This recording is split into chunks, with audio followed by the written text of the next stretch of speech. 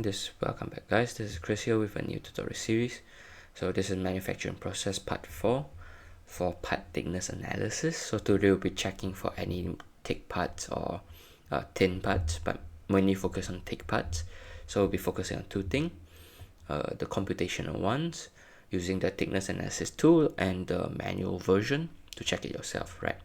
So just a disclaimer before I starting this, if you hear my voice sounds a bit bad, because it's because I'm in a small room, and this is not currently the room where I'm usually are for the crisp sound, right? So there's a bit of echo, quite bad actually, and my voice is a bit worn out, and I'm rushing this, so it's just a one take thing, and so you have a lot of mess up, but hopefully you guys can still understand, get the relevant information from me, right?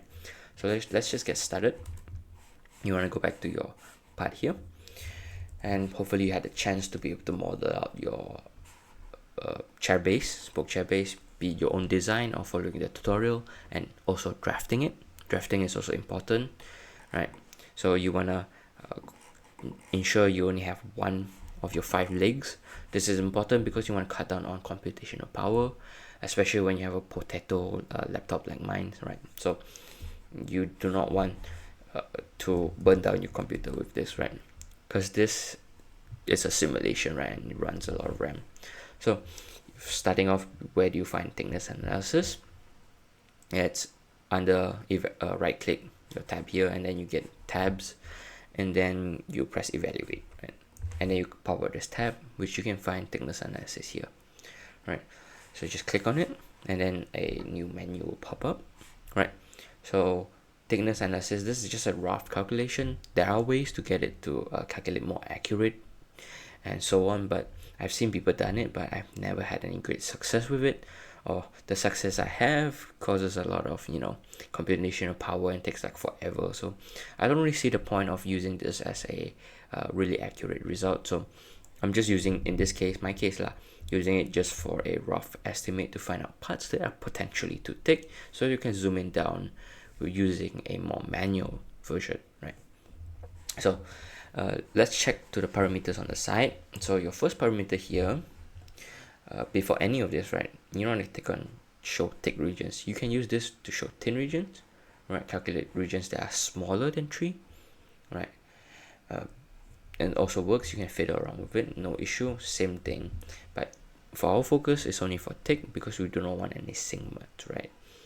So you want to check, here is the thick region, so you want to include parts that are thickest, which is your nominal wall. Do not include your ribs wall, because thin parts are not part of the calculation here, and it's not something you need to worry about, right?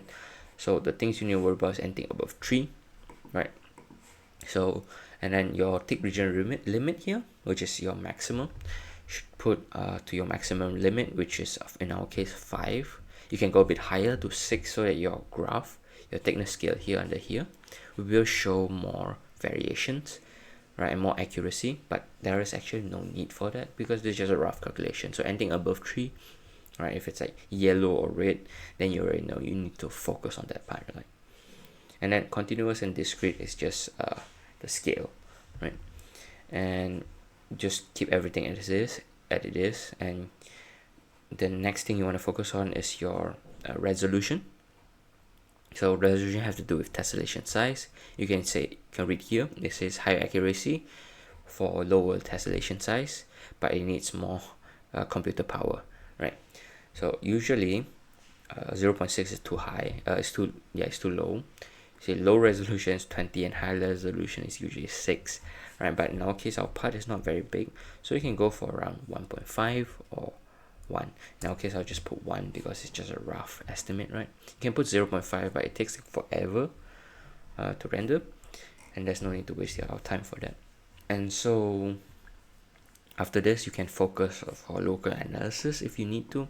Just click on the parts that you think are too thick, but there's not, in our case, just for using it for a rough calculation. So we just click on calculate, and hopefully it will run.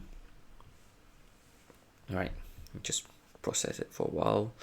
You can see even with just 1 mm, it's taking like forever to process this. All right, So I'll just be back when it has finished process, right? Because it's gonna take a while. Right, after this pop up, the bar will finally pop up. You can see my computer is heating up, right? So I'll be back when it's finished process, right? And I'm back. So we have finished rendering, processing all the thickness, and you get something similar to this, right? You don't have to worry about the parts that are black, that are gray, because that is just means it's exactly the point it is shown here. Parts that are blue, you can check the legend here. Blue are the ones that are smaller than 3, so you don't have to worry about those as well. And then things you need to focus on is the red part, right? Red and yellow part. Green one is still okay. The red and yellow part is parts that you focus on. If you hover over something and you hold for a moment, let it process, it will show you the thickness for that part. So in this case it's 3.7, right, which is still okay. You can check we have a bit of red spots here, right? And you check the underneath, it's a bit laggy because the tessellation size is a bit small, right? You should go higher a bit. If you need, just click high, it's also fine, but I want a more accurate result to show for this purpose at least. You can see it's all green, right? So that's not an issue, right? The rest, all right? So it's not an issue here. But what about this side then? Oh, I see a bit of red here. This might be a point of concern, right? 4.7, right? 4.7 could be a point of concern. So what do we do after this? We know that all of these parts are actually quite thick, right? So we want to go towards, just click OK for this one, and then go towards your tutorial sheet, your drawing here, and manually check for it. So you can check. So if you can see how we did it previously, we can check parts differently. For example, it's a front part, cut the front part in half, and then you can see the cross section. So this part might be thick or thin, but from the rough analysis tool, right, we have shown that the front part is not the issue. The issue lies over here, right? So it's not this part that's the issue, right? It lies behind there, right? So all of this is all okay, and to prove that, you can actually see here to here is 3, right? So it's exactly the same. Here to here it's around, it should be around 3 or 3 point something, 3.2, right? So as long as it's not like 20 or 30% more than its nominal wall, it should be fine, right? Except for the ribs. Ribs should be exactly how it is, right? And the other part that you need point of concern is here, right? So we need to check those parts. We need to go down to section view, and then we'll just cut a section here, a rough section here, to check out what is actually going on, right? So we made the section DD here, and then is this the, if it's cut here, we check like this. The thickness might not be that way, but we can check both sides. So this side thickness slice should have no issue, I think. Thickness, oh, it's a degree, right? I think we need to slice it the other way, so we can just remove this, or slice another section view. This time we'll do it this side. We know it's roughly here, right?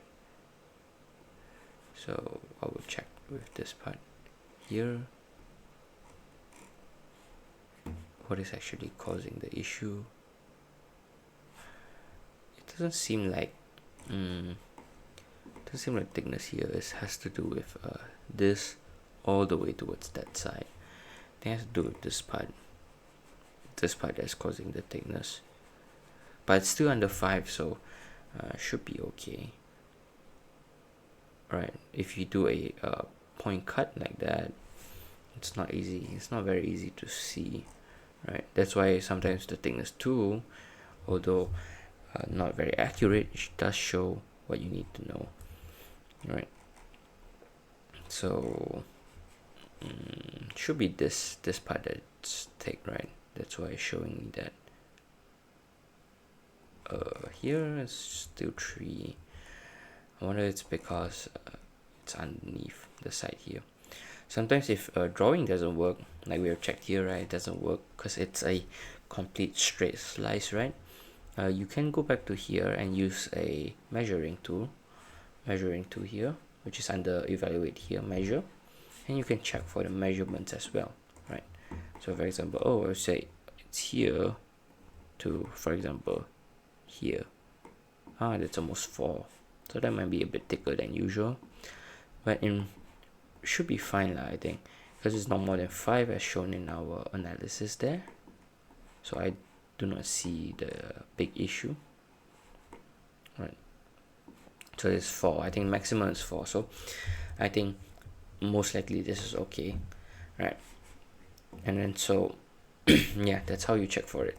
All right, it's a bit finicky, it's a bit funky, but there are a lot of ways to check for it, but this is the ways I know and the ones that I can teach you. You might need to do a bit more research on this, right? And thank you. See you all on the next tutorial. We'll be focusing on FEA, the actual part of the simulation by then. All right, bye bye.